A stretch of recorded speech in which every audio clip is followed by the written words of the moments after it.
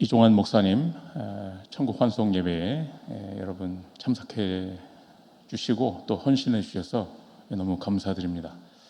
어제 그 장례 지도사 그 선생님이 그러시더라고요. 자기 기억에 남을 그런 예배였다고 그러셨습니다. 자기도 너무 은혜 받았다고 이렇게 말씀을 하시더라고요. 여러분께 감사드리고 또 좀 전에 우리 소개해 주신 애들레이드 렘넌트들은 지금 시험 기간이라고 합니다. 뭐 의대 시험 기간이 뭐 문제겠습니까? 뭐 어렵지 않으니까 뭐 그렇게 큰 부담은 안 되겠지만 멀리 와서 2박 3일, 3박 4일 이렇게 함께 이렇게 해주셔서 너무 감사드립니다.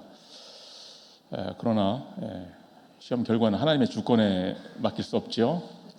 할 거 해야죠. 어제 저는 분명히 공부하라고 했는데,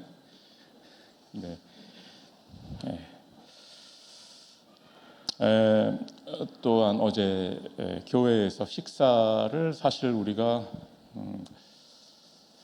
그렇게 많이 안 올 것, 이게 식사 장소로는 뭐 우리 교회 성도들만 오겠지 거의 그렇게 좀 예상을 했는데. 예상을 훨씬 뛰어넘어서 거의 모든 이제 하객이 아니죠. 조객이라고 해야 됩니까? 어쨌든 분들이 어제 함께 해주셨습니다. 그래서 너무 또 그것도 감사했고, 그리고 또 어제 오신 목사님도 주진호 목사님 또 한상진 목사님은 어제 그러니까 그 전날 이 파푸아뉴기니에서 오신 겁니다. 그러니까 파푸아뉴기니에서 거의 2주를 게다가 또 지난주는 그 보건빌이라고 하는 거기에서 또 사역을 하고 오셔서 굉장히 피곤하실 텐데 어제 와주셨습니다. 그래서 여러분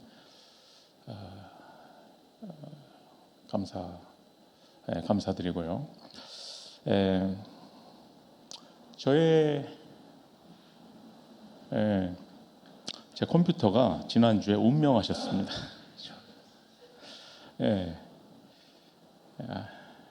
참 컴퓨터도 이 성령 인도를 받는 것 같다는 생각이 듭니다. 제가 성경에서 한 인물의 죽음은 새로운 시대의 시작이 되는 경우가 많습니다.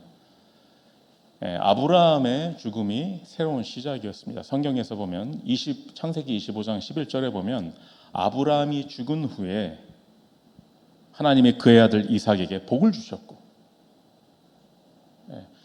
이삭이 받은 복이 그냥 뭐 우연히 생긴 복이 아닙니다.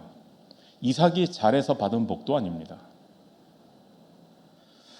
그리고 하나님께서 26장에 보면 이삭에게 나타나 이르시되 아브라함에게 주셨던 똑같은 언약을 이삭에게 전달하십니다. 너는 내가 네게 지시하는 땅에 거주하라. 똑같은 언약이죠. 창세기 12장에서 아브라함에게 주셨던 언약입니다. 그러면서 내가 이 모든 땅을 너와 네 자손에게 주리라. 그러면서 중요한 말씀을 하셨는데 내가 네 아버지 아브라함에게 맹세한 것을 이루겠다. 그러면서 네 자손을 하늘의 별과 같이 번성하게 하며 이 모든 땅을 네 자손에게 주리니 네 자손으로 말미암아 천하 만민이 복을 받으리라. 똑같은 언약입니다. 그러면서 또 다시 한번 이는 아브라함이 내 말을 순종하고 내 명령과 내 계명과 내 율례와 내 법도를 지켰음이라 하시니라.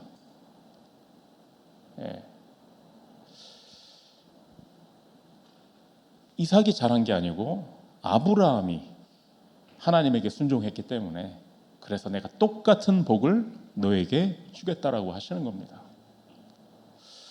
어떤 교회, 어떤 목회자가 좋은 것인가, 훌륭한 것인가 많은 판단 기준이 있겠죠.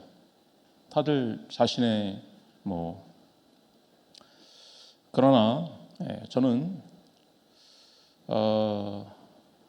이종환 목사님의 그 영적인 유산이 똑같이 저와 여러분에게 전달된 줄을 믿습니다. 예. 저는 예전에 이 말을 하기를 좋아했어요. 맨 땅에 헤딩하는 거다. 나의 상황은 맨 땅에 헤딩해야 되는 상황이다. 이렇게 좀 속된 말로 가오를 잡으면서 그런 말을 했었죠. 누가 맨 땅에 헤딩하라고 합니까? 하나님 그거 시키지 않으셨거든요. 누가 맨 땅에 헤딩을 하라고 합니까? 우리는 이 언약의 대열에 있는 건데, 우리의 우리에게 주신 영적인 유산이 있는데 그 유산은 안 쓰고 내가 하려고, 내 개인기로 뭐 이걸 하려고 하니까 그건 마치 뭐 더 자세한 설명을 안 드려도 여러분 이해하시겠죠? 여러분, 그래서 교회가 중요한 겁니다. 교회에서 뭐 은혜 받아서 좋은 게 아니고, 또 교회에서 문제가 있고 상처 받아서 나쁜 게 아닙니다. 교회는 이 영적인 유산을 품은 플랫폼입니다. 그래서 지금 여러분이 교회를 이렇다 저렇다 판단할 수 없는 겁니다. 한 목회자가 뭐 성공한 목회자다, 실패한 목회자다, 그거 판단할 수 없는 겁니다. 최소한 100년은 지나보고 알아야 합니다. 오늘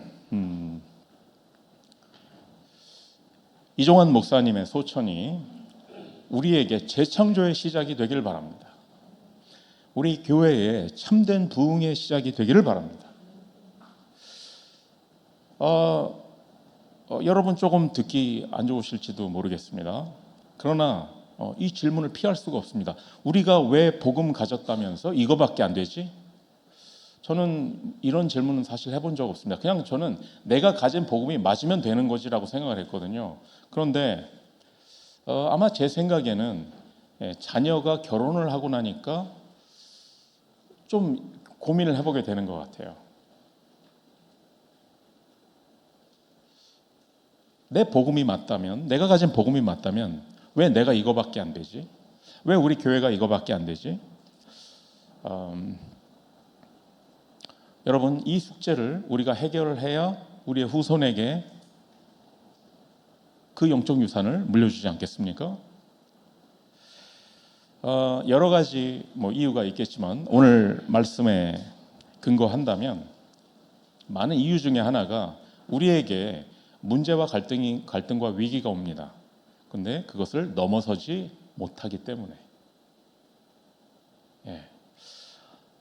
자, 여러분 잘 이해하시기 바랍니다. 문제 때문에 안 된다라고 생각합니다. 누구 때문에 안 된다라고 생각합니다. 그렇죠? 그러나 여러분, 문제는 상수입니다. 상수. 항상 중력처럼. 그렇죠? 중력처럼. 중력은 누구에게나 어디에서나 그래서 만유인력이라고 하잖아요. 누구에게나 작용하는 겁니다. 그런데 누구에게는 그 문제를 축복으로 만드는 그 능력을 하나님께서 주신 겁니다. 초대교회는 문제가 왔습니다. 그런데 그 문제를 축복으로 바꾼 겁니다. 자, 우리가 왜 이거밖에 안 되느냐? 우리에게 오는 문제를 우리가 축복으로 바꾸질 못했기 때문에 그렇습니다.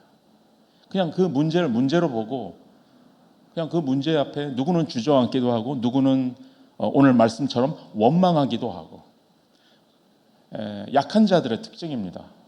문제가 오면 자신을 성찰하지 않죠. 제일 손쉬운 게 남을 탓하는 겁니다. 그렇기 때문에 우리가 이 복음을 가지고 뭐라고 다르게 해야 될지 모르겠는데 이거밖에 안 되는 겁니다. 여러분 좀 아프시겠지만 우리가 중요한 시작을 하려면 그냥 대충 모래 위에 뭘 세우겠습니까? 텐트 정도는 세울 수 있겠죠. 그렇죠? 그러나 모래 위에 우리가 뭘 세우겠습니까? 우리가 정확한 복음의 기초 위에 세워야 되지 않겠습니까? 자, 그렇다면 우리에게 문제가 왔을 때 우리는 어떻게 해야 될까? 오늘 본문의 말씀을 통해서 그래서 여러분이 문제를 감당할 힘 정도가 아니라 그 문제를 축복으로 만드는 능력을 받는 시간이 되시길 바랍니다. 그러려면 여러분이 알고 있어야 합니다. 문제가 올 때 뭘 알고 있어야 되느냐?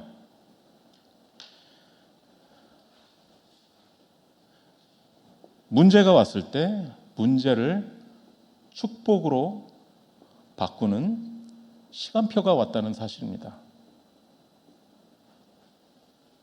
문제를 축복으로 바꾸는 시간표가 왔다는 사실입니다. 어떻게 그렇게 하죠? 긍정적인 생각, 긍정적인 태도, 뭐 그런 겁니까? 아니죠. 첫 번째, 하나님의 주권입니다.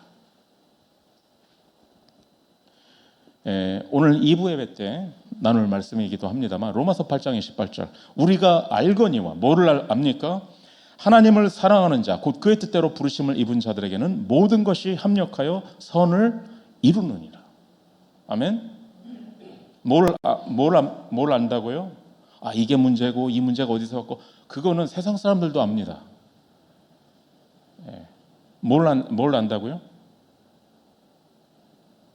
하나님을 사랑하는 자. 우리죠? 우리가 하나님을 사랑한 것도 아닙니다. 뭐라고 했죠? 곧 그의 뜻대로 하나님을 사랑한다라는 게 무슨 뜻이냐면 곧 그의 뜻대로 부르심을 입었기 때문에 우리가 사랑한 겁니다. 우리는 영접해서 구원받은 게 아닙니다. 그의 뜻대로 낳은 자들이 영접을 하게 된 거죠. 하나님이 택하셨기 때문에 우리가 하나님 앞에 온 거죠. 우리가 하나님을 사랑하는 사랑이 너무나 풍성해서 하나님을 사랑하는 게 아닙니다. 하나님이 우리를 부르셨기 때문에. 그게 아니면요, 헌신해놓고 그게 항상 상처로 남습니다. 내가 이만큼 했는데 왜 하나님은 나에게 내가 했기 때문에 그런 거죠. 하나님이 우리를 부르셨기 때문에. 하나님은 한 번도 문제를 축복으로 바꾸지 않으신 적이 없습니다. 모든 것이 합력하여 선을 이루신다는 사실. 우리가 잘해서 그런 게 아니고 하나님께서. 여러분 하나님의 주권을 믿으시기 바랍니다. 그렇다면 하나님의 주권을 믿는다면 그러면 여러분에게 문제가 왔을 때 어떻게 하겠습니까?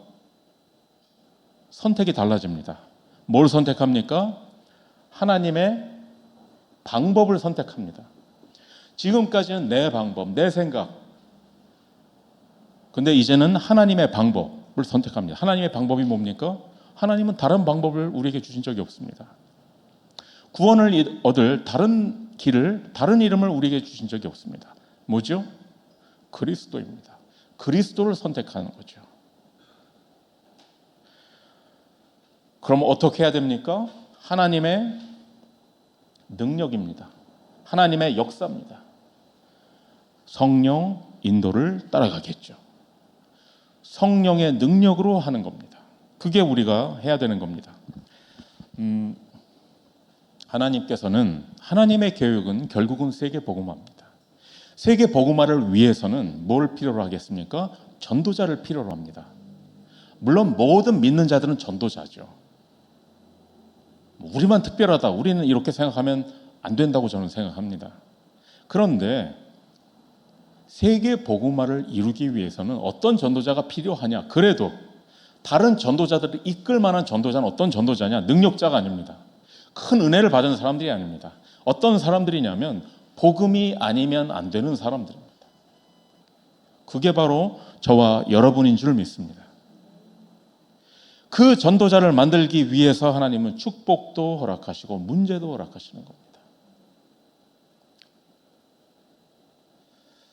저는 우리 그 아버지가 왜 치매인지 이해가 되지 않았습니다. 이건 하나님이 하신 일이 아니고 이거는 영적 문제고 이거는 저주다. 맞죠? 어느 면에 반만 맞습니다. 반만. 그런데 어, 돌아가시고 나서 얼마 후에 저희 아내가 이렇게 얘기를 했습니다.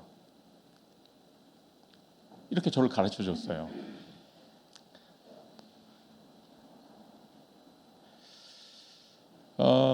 저희 아버지의 치매 때문에 제가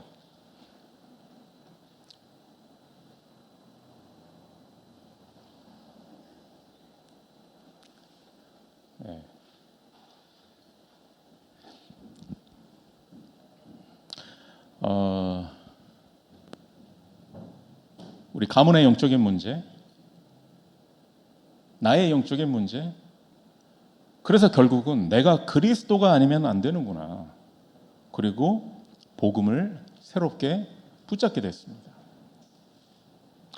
맨날 뭐 똑같은 복음 붙잡는 맨날 이렇게 왔다 갔다 하는 거 아닌가? 아닙니다. 오늘 내가 붙잡은 복음은 어제 붙잡았던 복음과 다른 겁니다. 이거를 이해 못하면요, 자꾸 뭐 오직 그리스도, 오직 복음이 지겹게 들리겠죠. 맨날 똑같은 얘기로 들립니다. 아닙니다. 여러분이 정말로 하나님의 주권 속에 하나님의 방법을 선택하고 하나님의 능력으로 하나님의 인도를 따라 간다면 여러분에게는 똑같은 복음이 날마다 새롭게 들릴 겁니다. 그렇지 않으면요, 날마다 다른 얘기를 하는데 날마다 똑같이 들립니다. 여러분이 지금 이 시간 다시 한번 복음을 붙잡고 몰랐었던 것처럼, 지금까지 전혀 다른 것을 붙잡았었던 것처럼 새롭게 복음을 붙잡는다면, 그러면 여러분에게는 새로운 시작이 되는 겁니다. 오늘 여러분이 지금 이 시간 붙잡은 복음은 바로 전까지 알고 있었던 복음과는 다른 복음입니다. 그렇게 하나님은 우리를 문제를 통해서, 위기를 통해서, 갈등을 통해서 우리를 전도자로 만들어 가시는 겁니다. 여러분, 답 내시기 바랍니다. 모든 문제는 뭐다? 축복이다. 그걸 볼 수 있어야 합니다. 그뿐이 아닙니다. 뭘 해야 되겠죠? 모든 문제를 축복으로 만드는 제자가 되시기를 예수 그리스도 이름으로 축복합니다. 자, 그리고 두 번째, 우리가 문제가 왔을 때 꼭 기억하시기 바랍니다. 중직자가 세워지는 시간표입니다.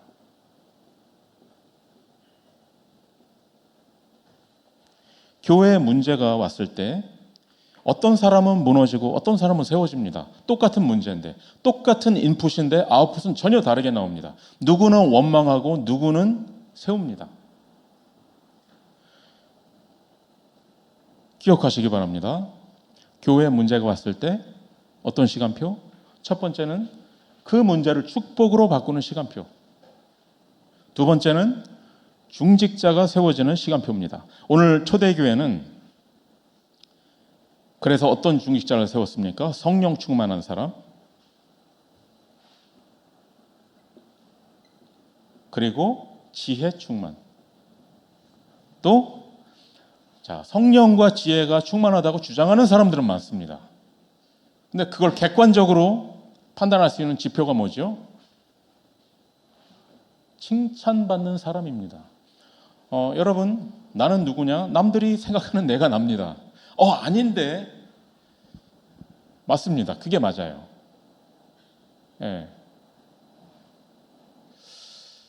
사람들에게 칭찬받는 중직자가 세워지는 시간표입니다. 누가 오늘 이 메시지를 들을지는 전 솔직히 모르겠습니다. 제가 왠지는 모르겠는데 저하고 연락하셨던 분들이 연락을 끊는 분도 계시고 또 연락을 할 사람이나 안 한 사람도 있는 것 같아요. 있는데 그게 어쩌면 제가 저의 메시지와 이게 좀 안 맞다고 생각을 하는 그런 사람도 있는 것 같아요. 근데 저는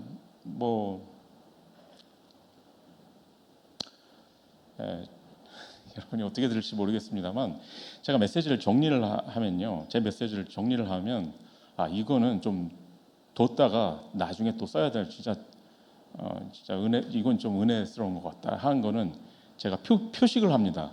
U라고. U는 ultra에 그래서 나중에 그래서 이제 정리하기 쉬우려고 U라고 쓰는데 요즘은 거의 모든 메시지에 U를 답니다. 이건 정말 버리기가 아까운데 U를 답니다. 저는 그렇게 생각합니다. 이건 마치 개그맨이 내가 왜 웃긴지를 설명하는 거나 마찬가지죠. 개그맨은 그냥 웃기든지 아니면 안 웃긴 거지 내가 왜 웃긴지 설명을 해서 그제서야 웃고 뭐 이런 게 아니죠. 하지만 뭐 어떻게 표현할 수가 없습니다. 남들이 뭐라고 하든 여러분이 어떻게 생각하든 저는 그거는 타협할 수가 없습니다.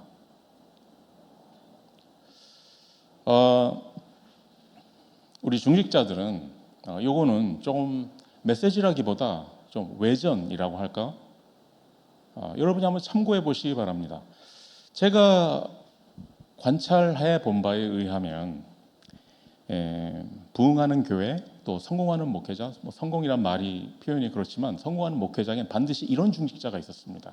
어떤 중직자냐면 아비새 아십니까? 누군지? 아비새?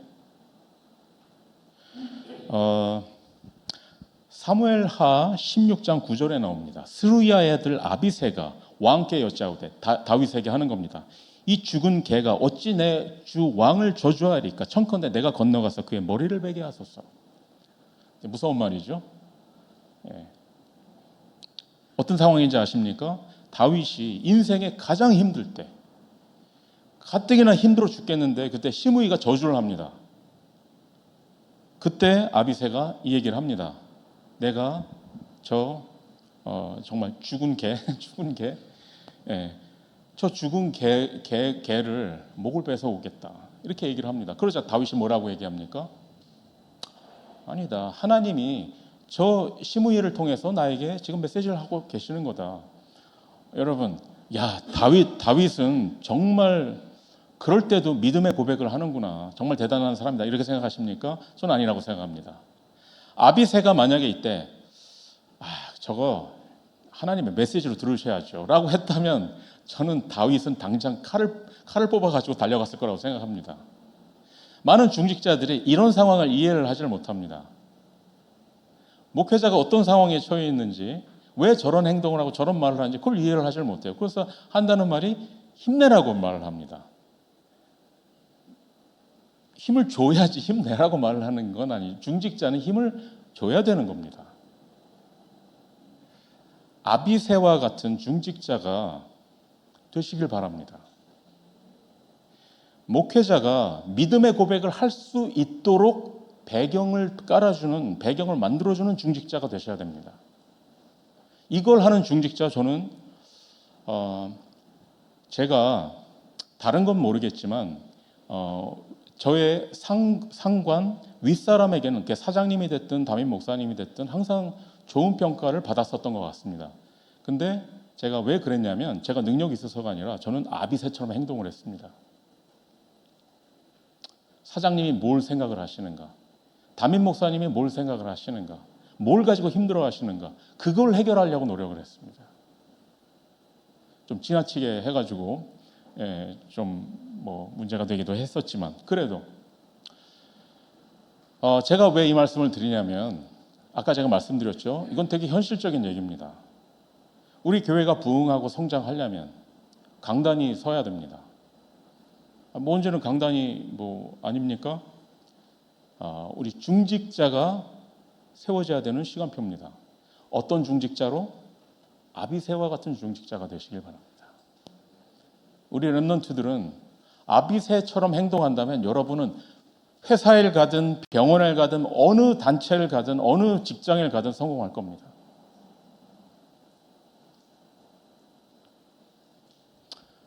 이해하십니까? 이해하시겠습니까? 예. 그리고 세 번째, 목회자가 세워지는 시간표입니다.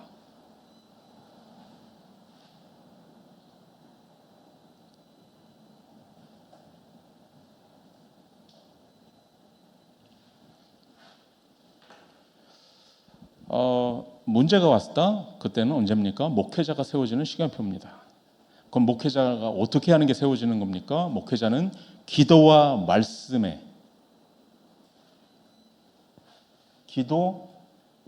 말씀에 전무하는 게 목회자가 세워지는 겁니다. 오로지 힘쓰리라. 그 말은 목회자는 다른 거 하면 안 되는 겁니다. 이거는 저와 여러분 모두가 이거는 사실 우리 모두가 받아야 될 응답입니다. 문제를 축복으로 만드는 능력. 중직자가 세워지는 시간표라고 했지만 똑같습니다. 저도 그렇게 해야 됩니다. 여러분도 그렇게. 이거는 목회자만 그렇게 해야 되는 게 아니고 여러분도 마찬가지입니다. 우리는 다른 거 하면 안 됩니다. 오직을 해야 되는 겁니다. 그 말은 뭐죠?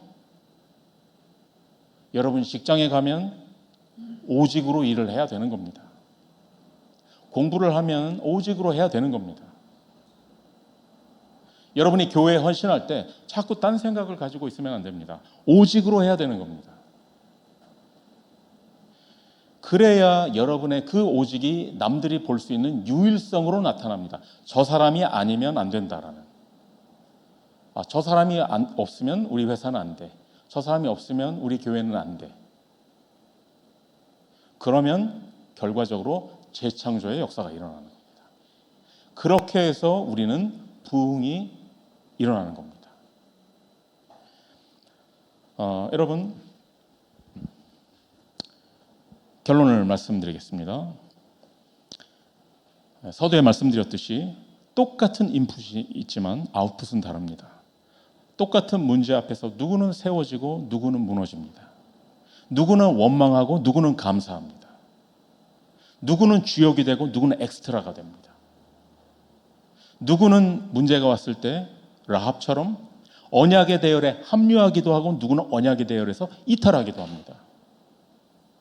어떤 사람은 부담스러워하기도 하고 어떤 사람은 사명으로 붙잡습니다.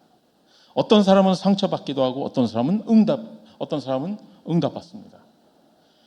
문제는 똑같습니다. 인풋은 똑같습니다.